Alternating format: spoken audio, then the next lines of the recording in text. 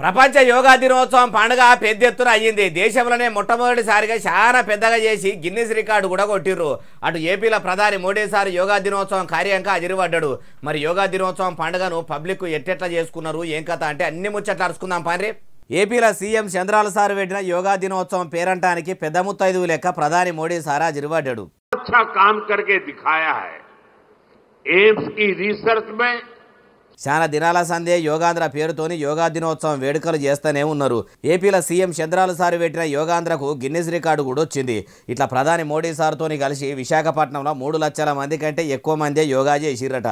దేశంలో యోగా గొప్పతనం కోసం కామన్ పబ్లిక్కు అర్థమయ్యేటట్టు ఏపీలో యోగాంధ్ర కార్యం పెట్టుడు చాలా మంచిగున్నదని ప్రధాని మోడీ సార్ కూడా సీఎం చంద్రాల సార్తోని అన్నట్టే ఉన్నాడట.